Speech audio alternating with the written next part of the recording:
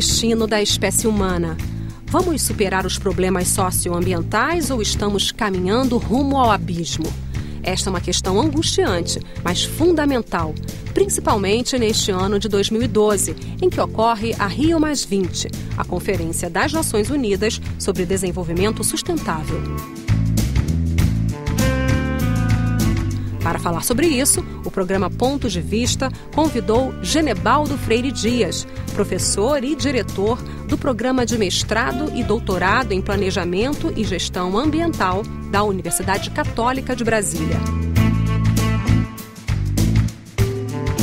Ele alerta que cada vez mais pessoas vivem em situação de risco socioambiental e da maneira como a economia e a sociedade de consumo estão estabelecidas, o aumento dos conflitos é inevitável.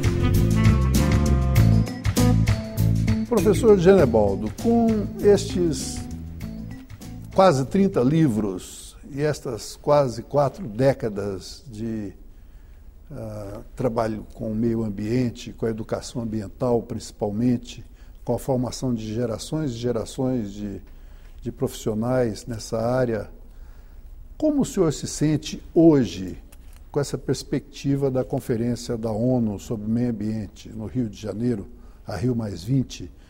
O senhor é um otimista, é um pessimista? O que vai acontecer com a humanidade? Olha, considerando desde a Estocolmo, 72, a gente acredita que cada conferência sempre traz alguma contribuição. Sempre deixa um pedacinho a mais de estrutura, de encaminhamentos. Agora, a gente sabe que o caminho não é esse. O caminho não é só político. O caminho não é só papel. Não são acordos. Documentação nós temos gerado muitas. Eu diria que daria para enumerar aí pelo menos uns 20 grandes acontecimentos que se foram desenrolados ao longo dessas 4 décadas, e não deixa de ser uma caminhada evolutiva. Essas conferências são importantes. São importantes. A percepção das pessoas é que não resolve, os problemas continuam se avolumando? E eles vão se avolumar, né? Porque os interesses econômicos e os políticos sobressaem sobre os outros, né? Sobre os outros valores. A espécie humana nomeou o valor econômico como o único que se sobrepõe a qualquer um outro. E do ponto de vista de estratégia de sobrevivência de uma espécie, é um erro elementar. Nós estamos com 7 bilhões de pessoas no planeta e crescendo a uma média de mais 75 todo ano, com padrões de consumo insustentáveis, com formas de produção e de consumo insustentáveis. E qualquer pessoa, não precisa ser um PhD-Deus, hoje já percebe que tem algo errado e que precisa ser feita alguma coisa, só que essas pessoas não sabem o que fazer e como fazer. Eu creio que nós estamos nos encaminhando para o acirramento dos conflitos. Eu não tenho nenhum indicador que me sinalize que seja diferente disso. O senhor se refere a, digamos, a uma crise de civilização, a um retrocesso, à barbárie. O que é um acirramento dos conflitos? Um misto de tudo isso que você falou. Na verdade, isso já está acontecendo. Se você observar o número de pessoas que já passam fome no planeta, o número de pessoas que não têm mais acesso à água potável, o aumento da violência, do desemprego, o retorno de doenças que já haviam sido controladas e uma descrença muito grande na moralidade humana, mesclado por uma hegemonia do corporativismo via corrupção no mundo, você tem aí uma costura de um grau de pessimismo muito grande das pessoas em relação ao que nos aguarda. Porém, se você analisa do ponto de vista evolutivo, o ser humano ele sempre sobreviveu a inúmeras crises. Ele passou por glaciações, ele passou por gripes espanholas, ele passou por pestes bubônicas, ele superou 2 grandes conflitos mundiais, mas isso não se fez sem perdas. Então, eu creio que esse acirramento ele já acontece nós já vivemos aquilo que estava sendo previsto para 2050, que é o esgotamento de muitos recursos, o acirramento da competição, mas também, em contrapartida, em nenhum outro momento nós tivemos a percepção do risco global, que estamos todos envolvidos. Agora nós temos? Nós temos essa percepção. E eu creio que um número cada vez maior de pessoas começa a entender isto. Que a forma de vida que nós temos, ela é incompatível até mesmo com a preservação da saúde. Não só dos ecossistemas, da saúde humana. Né? Eu sempre fazia uma experiência, e continuo fazendo, quando eu tenho grandes grupos reunidos. Eu comecei isso no início da década de 80. Porque eu já percebia que a qualidade de vida das pessoas estava caindo. Eu pedia para que levantasse a mão na plateia as pessoas que conheciam alguém que tivesse um caso de câncer na família. Pouquíssimas pessoas levantavam as mãos.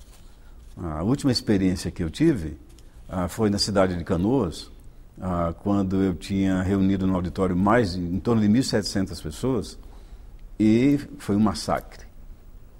Muita gente levantou. O número de pessoas que levantou a mão dizendo, não, eu conheço alguém que teve câncer. E isso é uma amostra indireta da inadequação da nossa forma de viver. E nós temos certos comportamentos e decisões e atitudes que são absolutamente controversas e contraditórias a uma estratégia de sobrevivência.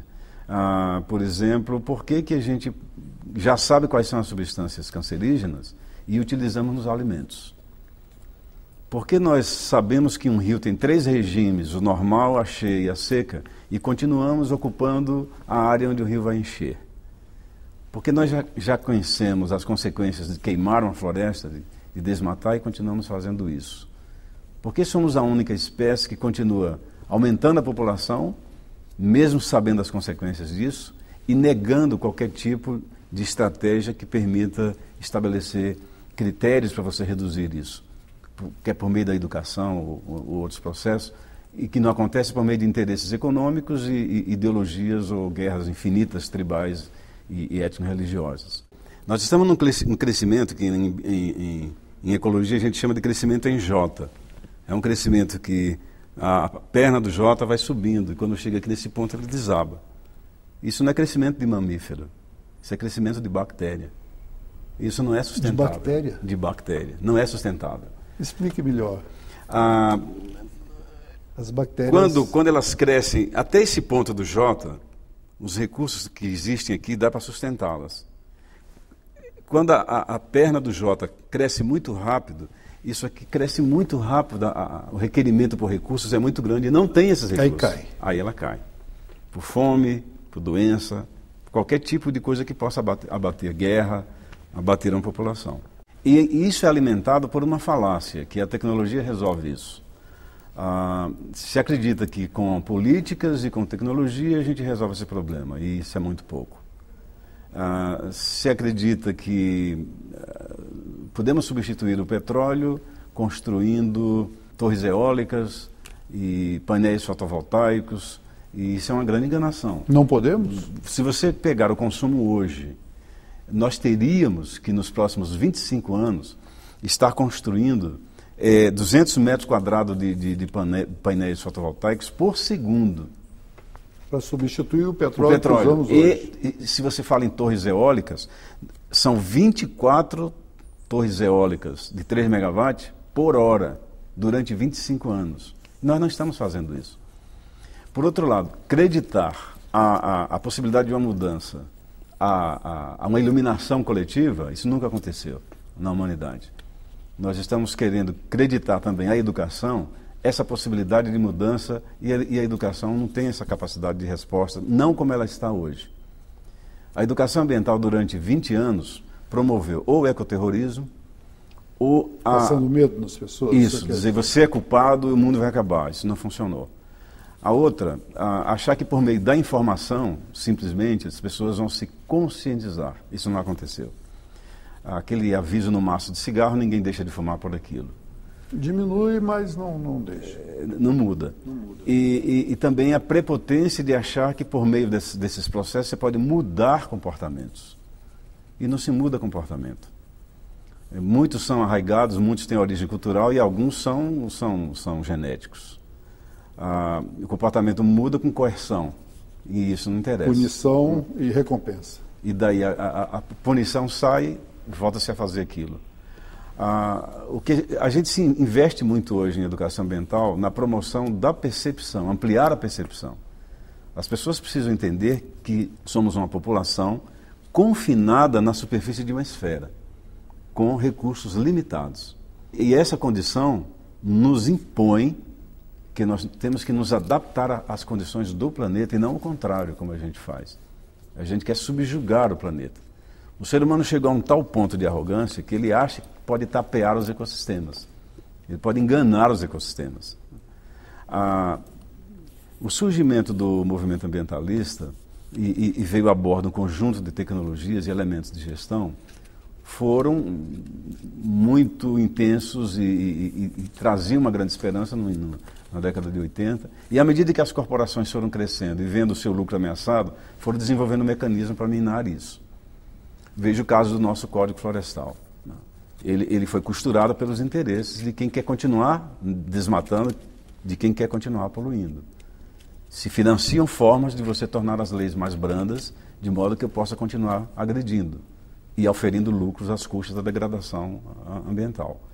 Aquela história da rã, que colocada na água morna e na água quente, o Al Gore usa, por exemplo. Nós não estamos na situação da água morna, da rã que fica na água morna até morrer, porque as coisas vão piorando, mas muito lentamente, e ela não salta fora. Exatamente isso que está acontecendo.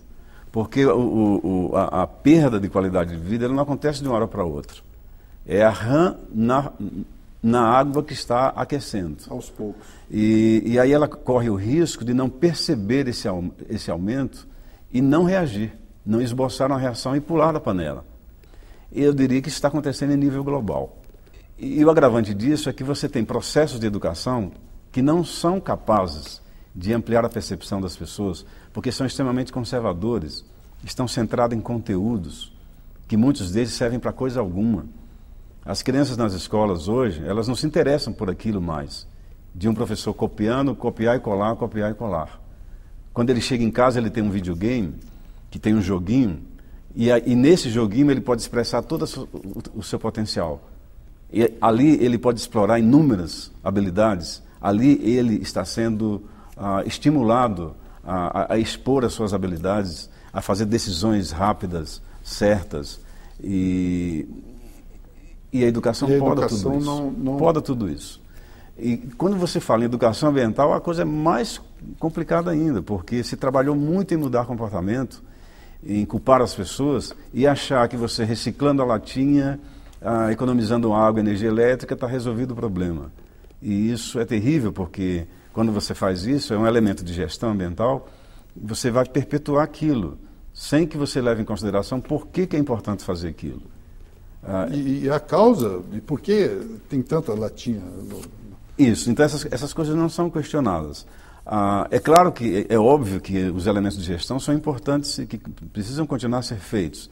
As pessoas precisam usar os recursos naturais de uma forma mais responsável, mas precisam entender esse contexto. As pessoas não percebem que, de repente, pode faltar, pelas mudanças climáticas, os rios, o regime das chuvas, a alteração que pode ocorrer, pode levar, por exemplo, a um longo período de estiagem em que os reservatórios não consigam fornecer, digamos, energia elétrica. As pessoas não percebem que você pode ter que viver uma semana sem energia elétrica. O que acontece? Percebem, mas não querem perceber. Elas negam isso como uma forma de sobreviver àquilo. Em psicologia ambiental tem um trabalho que mostra que quem mora muito próximo de uma barragem, de modo que você pode ver aquela coisa alta ali, ela não se preocupa com a barragem. As pessoas que vivem a mais de 50 quilômetros dali têm uma preocupação maior. É uma forma de sobreviver. Você fala com o caso da barragem... Ela nega que aquilo possa representar um risco para ela. Então as pessoas negam isso. E continuam suas vidinhas trabalhando para ganhar dinheiro, para comprar coisas que logo envelhecem e viram lixo.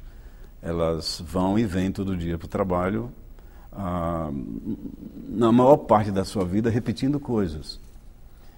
E o tempo disponível que tem é ocupado com diversões. Ela não tem tempo para pensar.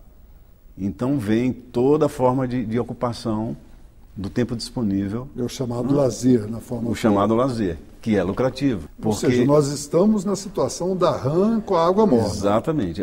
Nós estamos na situação do fumante inveterado que está se encaminhando para um câncer de pulmão, e ele diz assim: não, fumo não, eu paro de fumar a hora que eu quiser. E ele não vai parar a hora que ele quiser. Né? Ele vai morrer. Ele vai morrer. E o outro lado é o cinismo de você achar, a pretensão de você achar que você vai se dirigir, como a educação ambiental fez nos últimos 20 anos, você vai se dirigir a uma civilização consumista, a uma sociedade de consumo, e querer que ela abra mão do consumo. Ela vai abrir mão dos seus símbolos, do seu poder, do prazer, do entretenimento, da satisfação. Ela não vai abrir mão disso. Seria muita pretensão. É como você querer comprar carro, por exemplo. Eles não vão abrir mão disso. É você querer que uma pessoa pare de respirar. Ela vai conseguir por alguns segundos. Mas então não tem solução? Como o senhor, à noite, quando o senhor põe a cabeça no travesseiro e pensa um pouco sobre o futuro dos seus filhos... Então, eles vão viver no mundo... Não tem solução? Não tem solução sem conflito. Porque tem que haver um embate de interesses. E isso vai ter que acontecer. Isso já está acontecendo em algum lugar no mundo, agora, nesse momento que nós estamos gravando esse programa. O senhor se refere aos embates políticos? Políticos, tecnológicos, sociais, econômicos. Né? E as populações mais carentes são as mais desprovidas de equipamentos para negociação. Eu participei de um encontro promovido pelo Serviço Florestal dos Estados Unidos, em Washington, com 18 países. Cada país fazia uma apresentação a respeito da mudança do clima e a vulnerabilidade social envolvendo a questão dos incêndios florestais.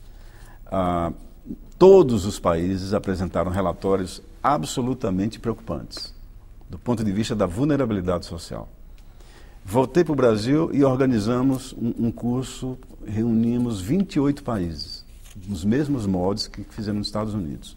No relato dessas pessoas, você tem o quadro fiel da condição humana hoje, de desadaptação à condição nova do clima que nós temos. As pessoas estão perdendo safras, as pessoas estão passando fome em muitos lugares do mundo e, no nível político e científico, estão discutindo aquecimento global.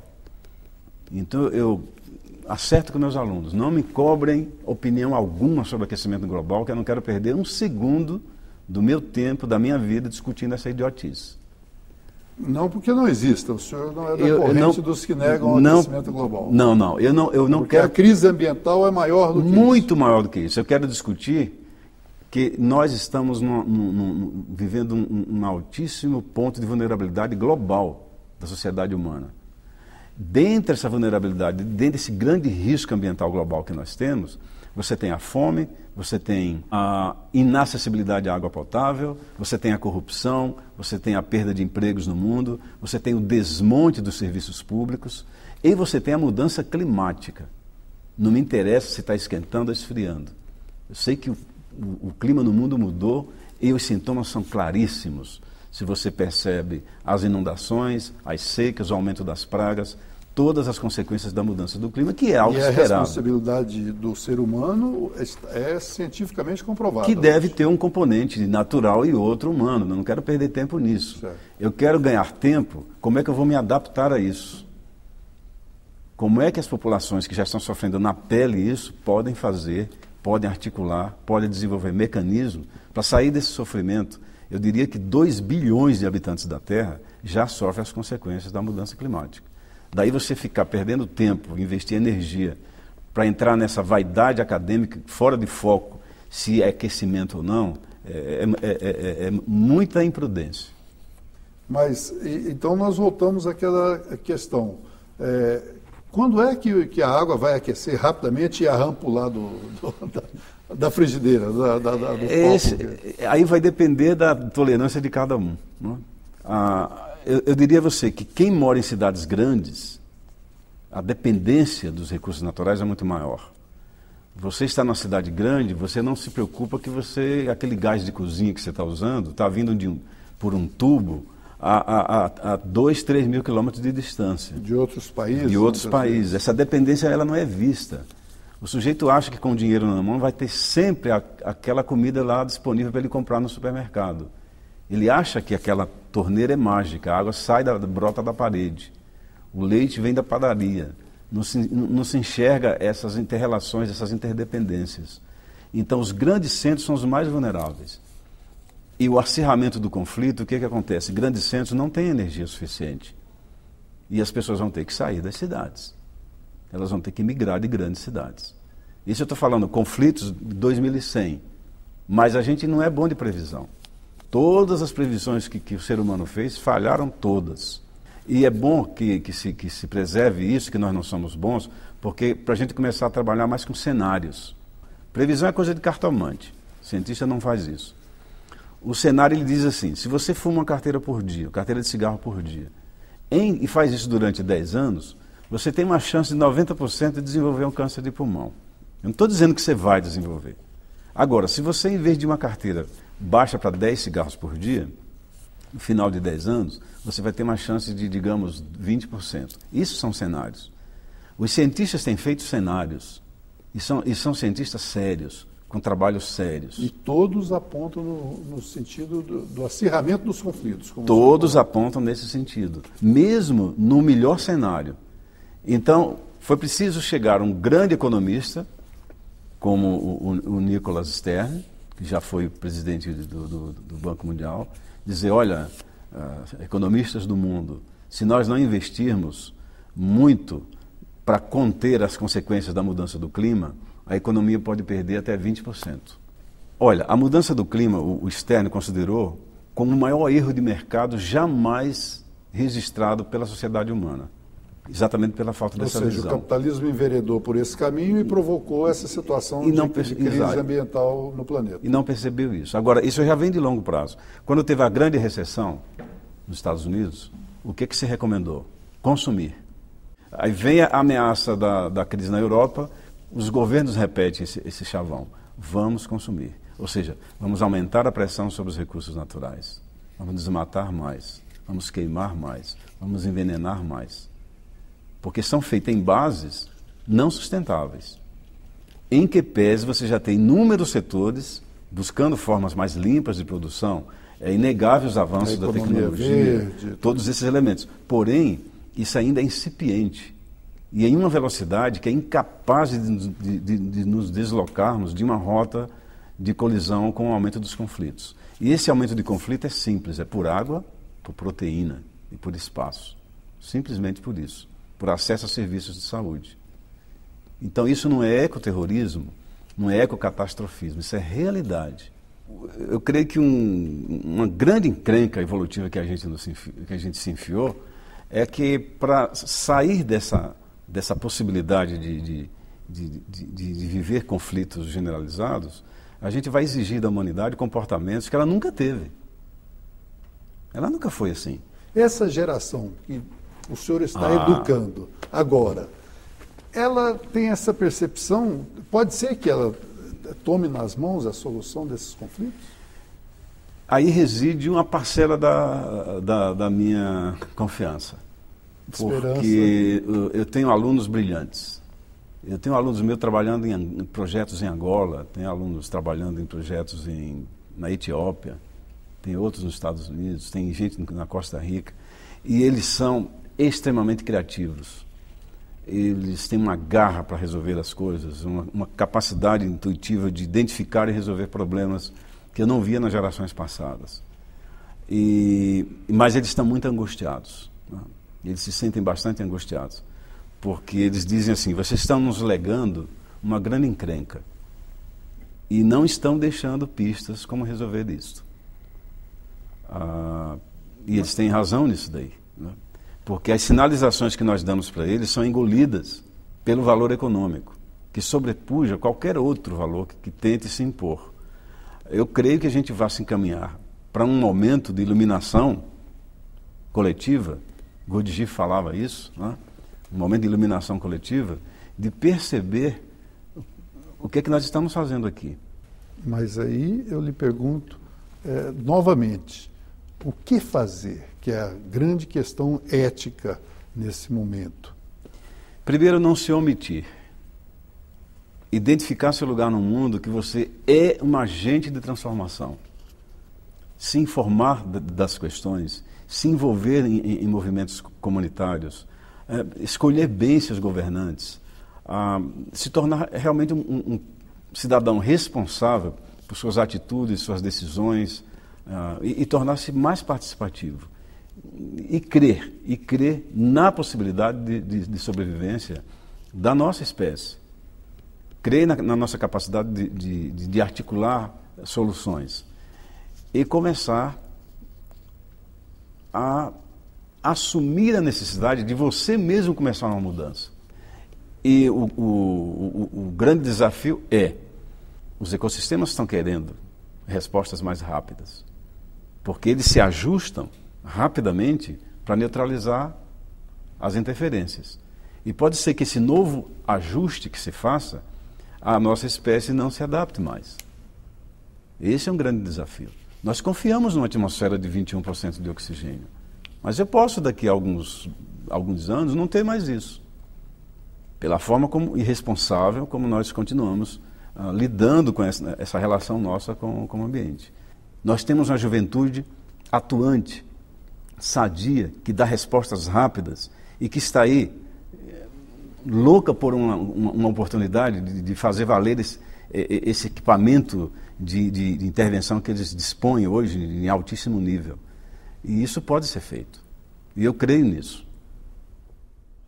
Professor Genevaldo, muito obrigado por sua participação e também a você, telespectador, pela audiência, pelo tempo, por sua atenção. Muito obrigado.